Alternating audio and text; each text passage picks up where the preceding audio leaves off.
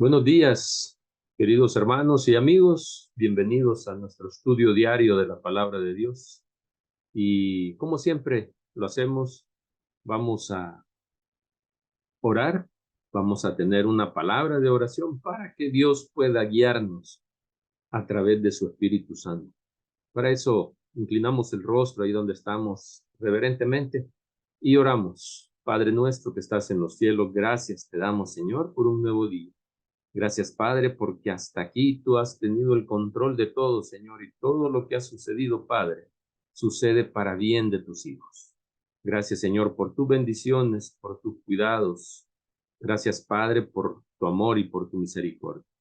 Ahora, Señor, queremos disponernos a estudiar tu palabra y queremos hacerlo como siempre lo hacemos, Señor, bajo la dirección de tu Espíritu Santo.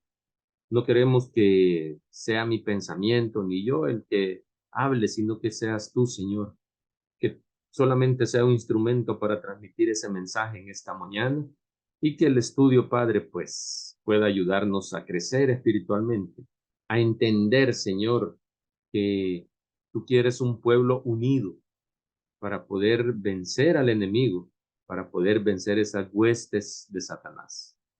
Quédate con nosotros y acompáñanos, oh Dios, porque lo suplicamos, Padre, en el nombre de Jesús. Amén. Continuamos con el estudio del libro de Efesios, la carta de Pablo a los Efesios. Y llegamos ya a la lección número 13, Haciendo la paz. Ese es el título de la lección número 13 que iniciamos hoy, domingo 17 de septiembre. Y el tema para hoy, para este día, para hoy domingo, es la iglesia, un ejército unificado. Ese es el tema para este día. Si es que vamos a continuar entonces con ese estudio de la carta de Pablo a los Efesios. Y específicamente hoy vamos a continuar, vamos a seguir con el estudio de Efesios capítulo 6 versículos 10 al 20. Es el mismo texto que estudiamos la semana pasada, ¿verdad? Continuamos sacándole provecho, sacando aprendizaje de este estudio. Por lo demás, dice, hermanos míos, fortaleceos en el Señor y en el poder de su fuerza, no en la nuestra. Vestíos de toda la armadura de Dios para que podáis estar firmes contra las acechanzas del diablo, porque no tenemos, dice, lucha contra sangre y carne, sino contra principados, contra potestades, contra los gobernantes de las tinieblas de este siglo, contra huestes espirituales de maldad en las regiones celestes. Por tanto, y ahí viene el consejo, tomad la armadura de Dios para que podáis resistir el día malo y habiendo acabado todo, estar firmes. Otra vez Pablo nos vuelve a decir que debemos estar firmes. Y el versículo 14 comienza diciendo lo mismo, estad firmes, pues ceñidos vuestros lomos con la verdad y vestidos con la coraza de justicia y calzados los pies con el apresto del evangelio de la paz. Apresto dice, eh, calzados los pies, dice, con el apresto del evangelio de la paz. Sobre todo, tomad el escudo de la fe, con que podáis apagar todos los dardos del fuego del maligno, y tomad el yelmo de la salvación y la espada del Espíritu, que es la palabra de Dios, orando en todo tiempo con toda oración y súplica en el Espíritu, y velando en ello con toda perseverancia y súplica por todos los santos, y por mí, dice Pablo, a fin de que al abrir mi boca me sea dada palabra para dar a conocer con denuedo el misterio del Evangelio, por el cual soy embajador en cadenas, que con denuedo hablé de él como debo hablar. Bien. En el estudio anterior, la semana pasada, aunque fue el mismo texto, Pablo nos presentó la armadura de Dios, ¿verdad? Esa armadura que Dios tiene preparada, tiene lista para cada uno de los cristianos, para cada uno de sus hijos, para que cada uno en su batalla espiritual pueda enfrentar a la hueste de Satanás. Y es que cuando Satanás ataca a un cristiano, a un hijo de Dios, Satanás no lo hace solo. Satanás no, no envía a un demonio o a un ángel caído para que ataque a un cristiano, ¿verdad? Sino que manda un ejército de demonios para que pueda atacar a ese cristiano, a ese hijo de Dios. Y así entonces, así como Satanás tiene su ejército de demonios para atacar a sus hijos, pues Dios, a través de Pablo, nos invita a que nosotros también podamos estar unidos y poder defendernos contra los ataques. Y por eso es que dice el tema de hoy, la iglesia, un ejército unificado. Un ejército unificado, ¿verdad? Entonces, si el contexto dice antes, eh, eh, eh, el escritor menciona ahí en la lección de hoy, que él menciona que la victoria en las guerras griegas y romanas dependía, oiga bien, ¿de qué dependía la victoria? Dependía de la cooperación de los soldados en cada unidad militar y especialmente de su apoyo mutuo en el fragor de la batalla. O sea, cada soldado en la batalla griega, en las batallas griegas o romanas, cada soldado se apoyaba mutuamente uno con otro.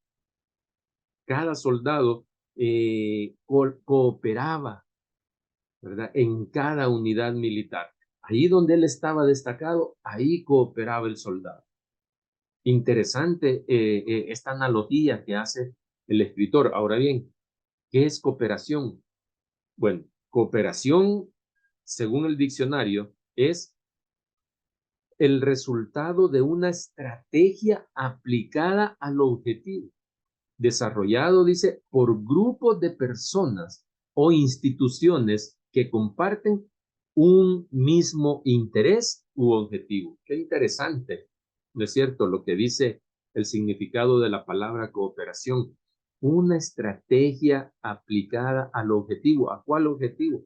El objetivo que tenemos todos. Si lo aplicamos eh, para nuestra iglesia, se refiere al objetivo de la iglesia, que es la salvación eterna, la vida eterna. Ese es el objetivo de cada uno de nosotros, ser salvos. Aunque podamos decir, ya somos salvos, sí, pero también debemos ser obedientes para no perder esa salvación. ¿Y por quién es desarrollado? Dice que es desarrollado según el significado. La palabra cooperación es desarrollado, dice, la estrategia aplicada es desarrollado por grupos de personas o instituciones que comparten un mismo interés u objetivo. ¿Será que nosotros en la iglesia tenemos un mismo interés todos? ¿O tenemos un mismo objetivo? ¿O hay varios objetivos? ¿O habrán varios diferentes intereses dentro de la iglesia?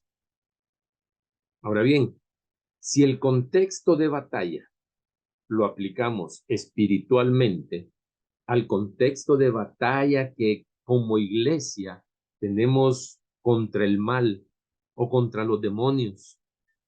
Según lo que dice el texto bíblico de Efesios 6, 10 al 20, el término cooperación, de acuerdo a su significado, a lo que acabamos de analizar, de acuerdo al significado de cooperación, nos invita a que la iglesia debe estar unida y debe enfrentar unida esa batalla espiritual contra Satanás y contra su ejército de demonios, como lo dije hace un rato.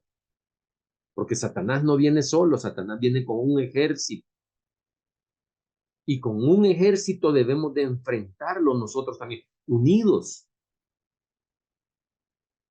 ¿Cómo podemos ver un punto importante de esta carta de Pablo a los Efesios? Es que les recuerda a los cristianos que deben estar unidos. Ese es un punto importante de la carta de Pablo, la unidad de los cristianos.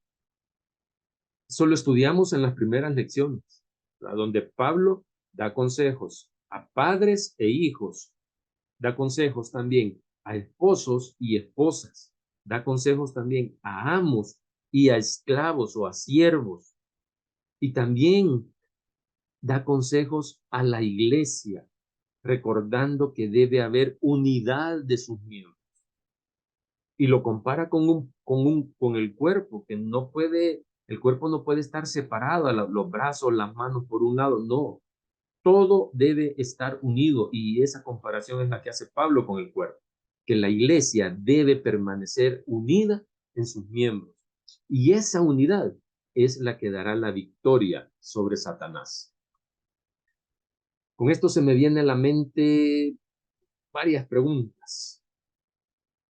Una de ellas es, ¿está unida la iglesia para enfrentar a Satanás?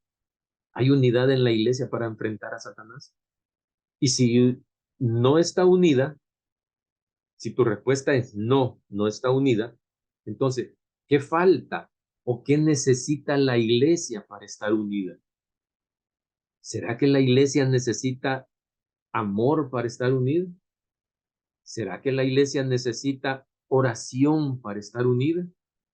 ¿Será que la iglesia necesita estudiar más la palabra de Dios para estar unida? ¿Qué es lo que necesitamos entonces para estar unidos? Bueno, Pablo lo dijo en el capítulo 4. Pablo lo dijo, necesitamos tener la unidad del Espíritu Santo. ¿Cómo vamos a llegar a tener la unidad del Espíritu Santo? A través ahí lo dice Pablo en Efesios 4, ¿verdad? Ahí encontramos los consejos para lograr esa unidad. Pablo dijo ahí que debemos tener humildad. ¿Hay humildad en los miembros de la iglesia? Debe haber mansedumbre. ¿Hay mansedumbre en los miembros de la iglesia? Y solo estoy diciendo los miembros. Hay humildad, hay mansedumbre y hay paciencia de los unos con los otros en amor dentro de la iglesia. Esos tres, esas tres características, humildad, mansedumbre y paciencia los unos con los otros en amor. Sí, sí es cierto, yo acabo de preguntar si los miembros de la iglesia tienen eh, eh, eh, esos tres frutos del Espíritu, que esos son frutos del Espíritu. Y eso es lo que dice Pablo en Efesios 4 que necesitamos. ¿Será que esos dones del Espíritu, la humildad, la mansedumbre y la paciencia de los unos con los otros en amor, la tienen también los que dirigen la iglesia? Los que dirigen la iglesia local, los que dirigen la iglesia ya a nivel jerárquico que está más arriba, que no deberían de haber niveles jerárquicos, ¿verdad? Aunque estamos organizados, pero habrá mansedumbre, habrá humildad, habrá paciencia, hasta llegar a la unidad de la fe y del conocimiento del Hijo de Dios, dice Pablo. Eso es lo que necesitamos, esos son los consejos de Pablo para llegar a lograr la unidad del Espíritu Santo.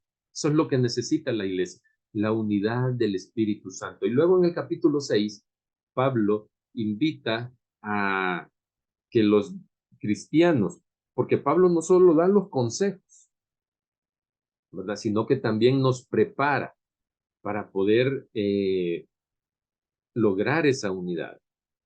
Entonces, en el capítulo 6, Pablo invita a que los cristianos debamos usar la armadura de Dios, esa armadura que Dios nos proporciona a cada uno de los cristianos. Con esa armadura la victoria está asegurada, ¿verdad? Esa armadura está disponible para cada uno de los cristianos, para cada uno de nosotros está disponible esa armadura. Entonces, con esa armadura la victoria está asegurada.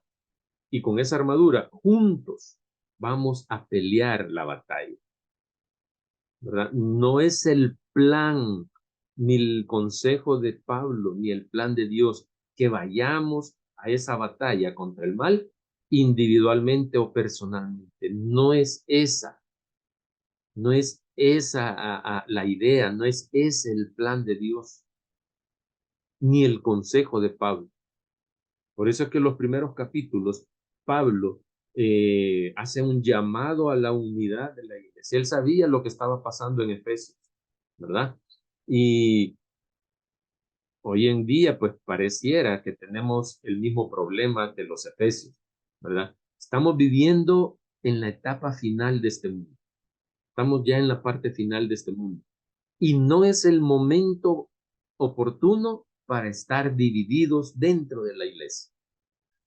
Pero lastimosamente podemos ver cómo Satanás, cómo el enemigo está actuando y está confundiendo a muchos cristianos a través de doctrinas falsas que otros que dicen ser cristianos quieren introducir en nuestra iglesia.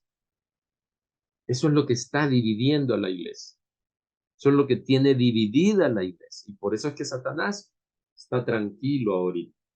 Satanás está ahorita relajado hasta cierto punto porque sabe que la iglesia está en problemas, sabe que la iglesia está dividida. Por eso, o sea, y dividida no solo por agentes externos, sino que por agentes internos, agentes de dentro de la iglesia, aquellos que dicen ser cristianos y están predicando doctrinas falsas, doctrinas erróneas que van en contra de lo que dice la palabra de Dios. Y eso también es parte de la batalla. Eso es parte de la batalla que como pueblo leal a Dios no debemos permitir.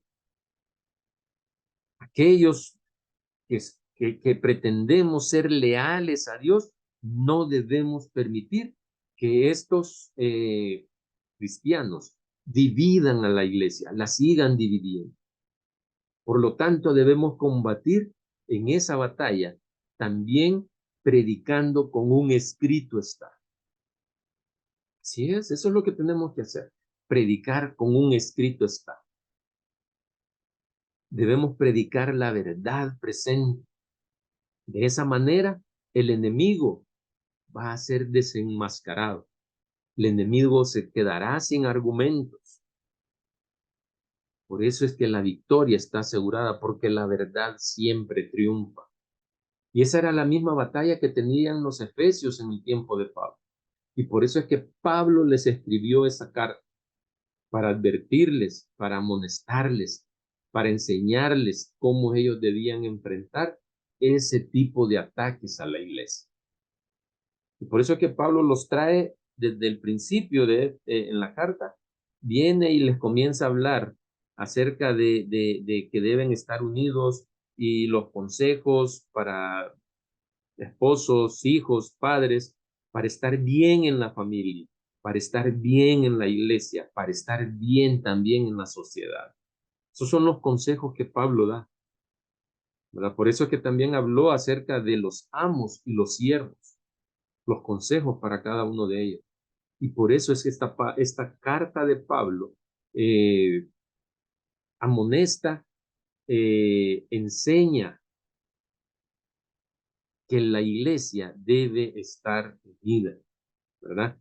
Y esa misma batalla de los Efesios es la misma batalla que tenemos nosotros hoy en día. Como si Pablo estuviera viendo en estos tiempos la iglesia, ¿verdad? Y como dice de su palabra, las cosas que se escribieron antes, ¿para quién fueron escritas?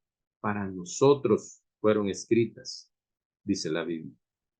Y al ver que estamos viviendo situaciones muy similares a los Efesios, entonces debemos tomar esta carta, este consejo de Pablo para los Efesios, también lo debemos tomar para nosotros hoy en día. Y de esta manera, ir a la batalla. De esta manera, ir a enfrentar a las huestes de Satanás. ¿Verdad? ¿Con qué vamos a ir? Vamos a ir a enfrentarlo con la armadura que Dios nos ofrece, la armadura que Dios proporciona a cada uno de los cristianos. a cada uno de sus hijos. Y vamos a finalizar en nuestro estudio de hoy con lo que dice Elena de White.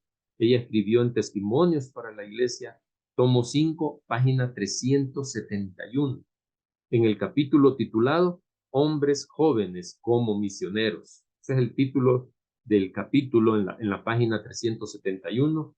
Tomo 5, Testimonios para la Iglesia. Dice Elena de White lo siguiente: la Iglesia de Cristo puede apropiadamente compararse a un ejército, y eso es lo que Pablo ha hecho, comparar la Iglesia con un ejército. La vida de cada soldado es de penuria, dificultades y riesgo y peligro. Sí dice Elena de White, la vida de cada soldado es de penuria, dificultades y peligro. Por todos lados, dice, hay enemigos vigilantes. Por todos lados hay enemigos vigilantes, dirigidos por el príncipe de las potencias de las tinieblas, quien nunca duerme y nunca abandona su puesto. Imagínense lo que hace Satanás. Cuando quiera que el cristiano descuide su guardia, este poderoso adversario ataca repentina y violentamente. A menos que los miembros de la iglesia se mantengan activos y vigilantes, serán vencidos por sus artificios. Esto es lo que dice Elena de White, ¿verdad? Y nos está haciendo, nos está alarmando, nos está advirtiendo, nos está poniendo de sobreaviso de cómo trabaja Satanás.